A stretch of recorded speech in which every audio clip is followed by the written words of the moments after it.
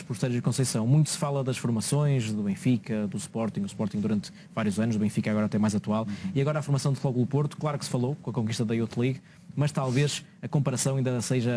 Agora estamos a ver aqui os campeões europeus lançados por Sérgio Conceição, que venceram a Youth League, já lá vão 7 campeões europeus e se calhar estão aí mais alguns na calha para aparecer nos próximos tempos. Mas como é que tu olhas para isso? Eu falo isto em termos de imprensa, não é?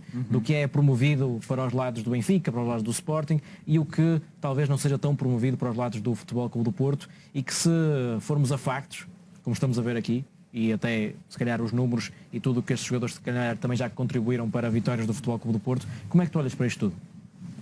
Olho sem grande surpresa, devo confessar. Nós estamos habituados a ver aquelas capas dos jornais sobre as pérolas do Seixal, sobre qualquer miúdo que faz um treino na equipa principal do Benfica, é logo um alarido, um fenómeno, que faz parte também muito daquilo que é o modelo e a estratégia comercial do Benfica, que é tentar promovê-los, mesmo que artificialmente, para vendê-los logo que possam e por isso olham mais para os miúdos como ativos financeiros até do que como ativos desportivos, e julgo que no Futebol Clube do Porto não é isso que acontece e por isso é sem surpresa nenhuma que olho para essa situação.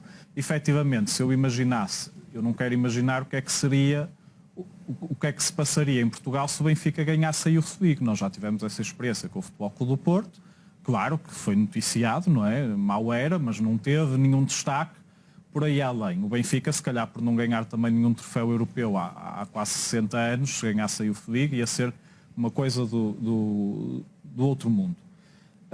Mas não temos visto aquelas capas de jornal, aqueles destaques todos com os nossos jogadores, que se veria em circunstâncias similares com o Benfica.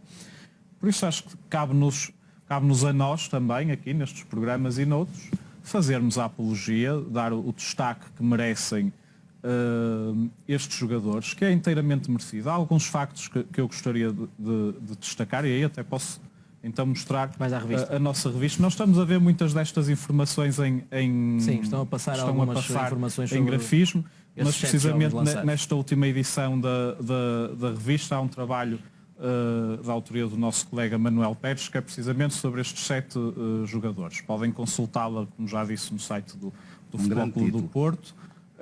7 no 7º céu. Exatamente. E podem adquirir a revista e tem aqui a análise, a história de cada um e as informações essenciais sobre cada um destes miúdos.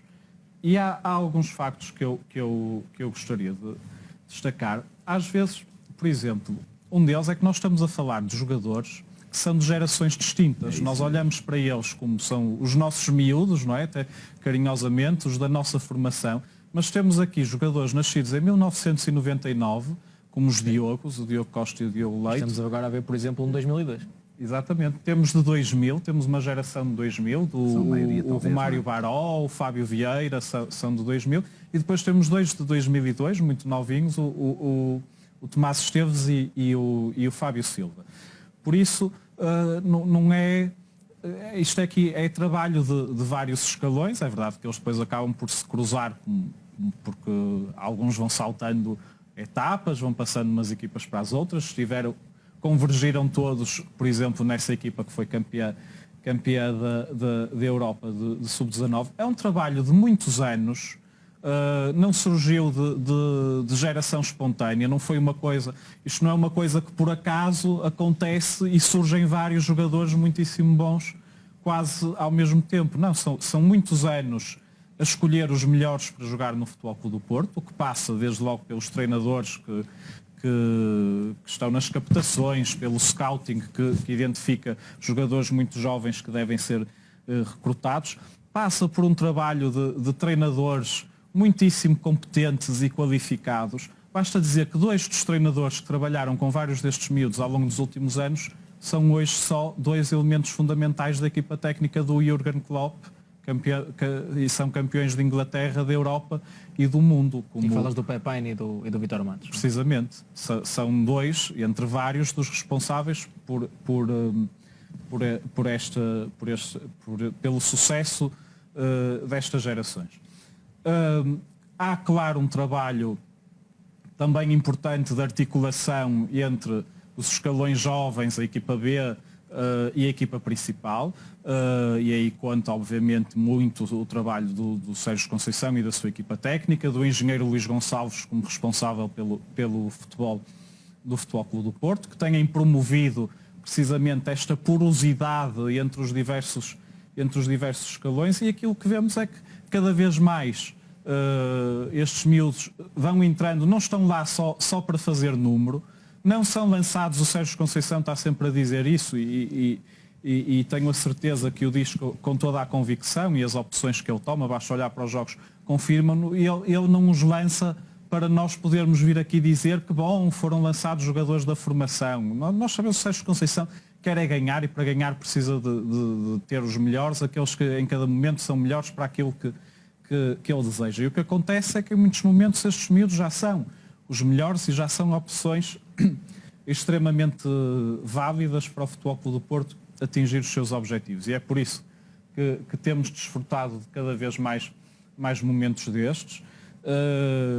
Sem ter nenhuma informação, acredito plenamente que provavelmente até ao fim da época este número vai crescer, não vão ser só 7, não é? Nós vimos já... Sim, o João Mário já teve num quase dos jogos, o João Mário sim. ia entrar e depois houve uma expulsão e os planos tiveram de ser alterados. Por isso eu acho que esta já é uma das marcas do Futebol Clube do Porto de Sérgio Conceição.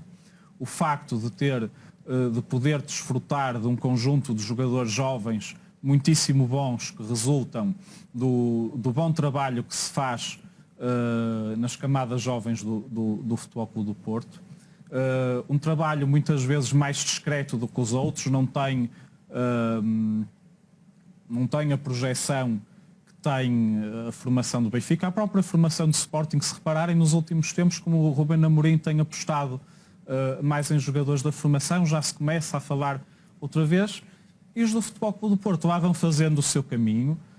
Não têm os holofotes da imprensa tão em cima deles, mas têm os outros holofotes, os que mais interessam. Têm os olhos do treinador, têm os holofotes dos estádios, porque eles jogam cada vez mais e são cada vez mais importantes, e eu acredito que serão muitíssimo importantes no futuro do Futebol Clube do Porto a todos os níveis, desportivo, financeiro.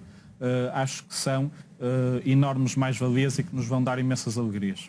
Mas eu sei que tu gostas de acompanhar a formação